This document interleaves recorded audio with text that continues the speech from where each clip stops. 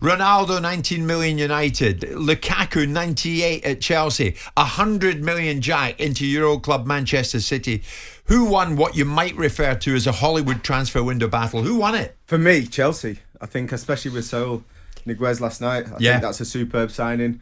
I'm a big fan of him. I think he can bring something to Chelsea, something different with that link up with Romelu Lukaku going forward. You've obviously got good midfielders at the football club, but he's got a whole heap of experience. And obviously with Lukaku, I just think that's exactly what they needed to try and get closer to winning the Premier League. Obviously Champions League final winners last season, and I think they're going to go for it. They've got a great manager, and I think they've got the players that they need to try and get to the next step. I don't think Trevor's wrong there, Simon. When you look at it, Saul Niguez, I mean, a very experienced player. 25, 26 years of age, played many games for Atletico Madrid. So 5 million down, and then if they take up the option to buy him, 30 million. Yep, that's what it is. It's a good deal. If the question is who won the battle of the Hollywood signings, then you're talking about the tinsel effect and you're talking about the showbiz effect. Then it will ultimately be Manchester United because of Ronaldo, because of the all that goes with Ronaldo, the legacy of his history and all the ability that we hope he will bring to the Premier League. I mean, yesterday I made some observation, and the binary gang that take the negatives out of conversation start piling in how you can criticise Ronaldo. I didn't criticise Ronaldo. I said it'll be interesting to see if he puts the fear of God into defenders like Virgil van Dijk, because they are world-class defenders, and I think Ronaldo, it's undeniable, isn't the same force that he was 10 years ago. So it'll be interesting to see how he comes back into this Premier League. I don't doubt he'll have an impact. How big that impact will be, I think, and you'll say here you go backpedaling, but how big his impact will be, I think, will in part shape the destiny of the Premier League. Because I think people, if Ronaldo is at the top end of his powers, which I don't think he will be, then I think it's going to be very compelling Manchester United. I still don't think they win the league. I still think that Chelsea win the league, because I just feel that Tuchel, the next step in his programme of success is to win the Premier League, and by bringing in people like Lukaku, which were clearly missing parts of a jigsaw that Chelsea were very successful with the jigsaw, and now we've even got a bigger and better one. Bring in a central defensive midfield player to supplement what they've got there already. I think Chelsea are the ones that will win this league, but I do think... Who's your 1, 2, 3, Simon? Who's your 1, 2, 3? Can I just ascertain the information? Are Manchester United going to be title contenders? Yeah, they've always been title contenders. Have they got a chance to win it if Ronaldo... What you're saying is they've got a chance to win it if Ronaldo's on fire? Yeah, of course I think so. I think that the argument that I advance is not about whether Man United are title contenders, is whether Man United should be expected to win the league as Man United in previous incarnations have. I'm guilty of comparing and contrasting, my favourite expression, to what Man United once were, and judging Ole Gunnar Solskjaer by those standards. And people don't like it, they don't like it. But my view is that Ronaldo won't be as impactful as people think he will be, and United won't win the league, but it makes it a very interesting, intriguing story, because all of these moving parts are coming into play. So City splash out 100 million alone on Jack. Ronaldo's in, Varane's in, Sancho's in, 98 million Lukaku and Saul Niguez.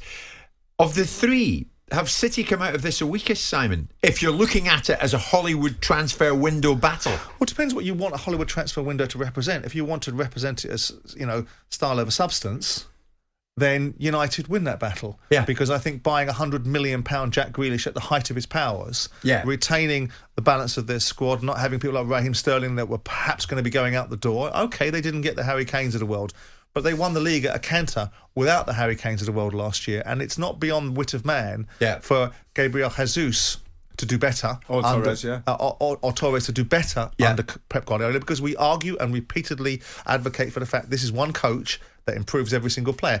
Here you go. Here's your opportunity. That's Two right. players in your stable, improve those. Look at the messages coming in, Trevor. There's one. A slight one. Manchester United won the window last night, hands down. Ronaldo, Sancho and Varane. Are you kidding me? Trevor Sinclair, you're worried now? You're worried now? Listen, if Ronaldo is worried. up to speed and makes Mason Greenwood better, and Bruno Fernandes is on fire, and Varane does what he's brought to do, and Sancho's flying down the wing, you got to be worried. They'll win it. Listen, they'll win it. They are better, Manchester United. One, I think Sancho's got to play on the left.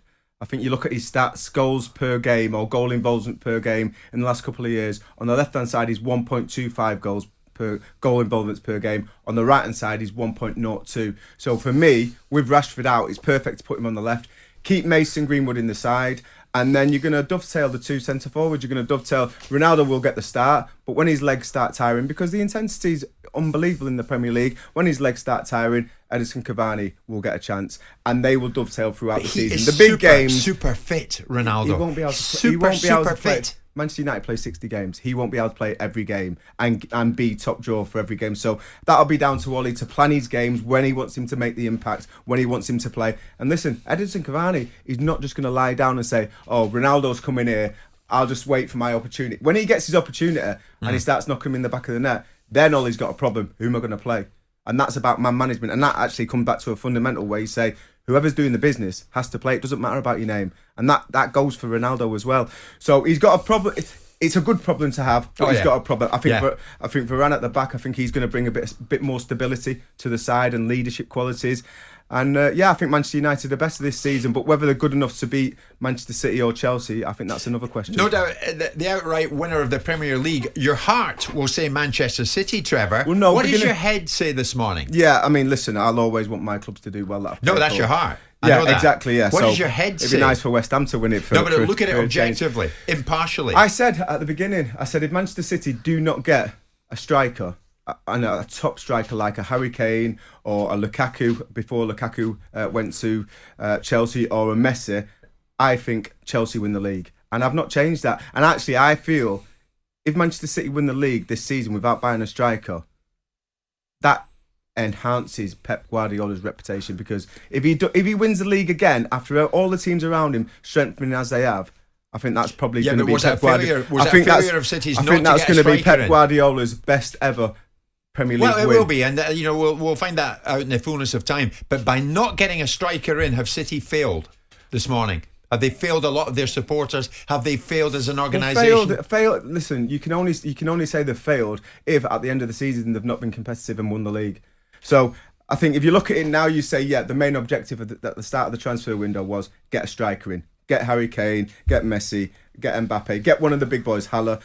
He's not got any of them. So you would say they failed to get a striker. Yeah. But whether that means that they're not going to fail in the Premier League, that's a different story. So fair play. I still feel they can be competitive and win the league. Simon, you're heavy Chelsea. It's going to be very, very difficult. Who's your 1, 2, 3 come May? Chelsea, Man City, Man United or Liverpool, third spot. All right. So you're going. You stuck with Chelsea, and you're very much sticking with them now. I've no reason to change my view.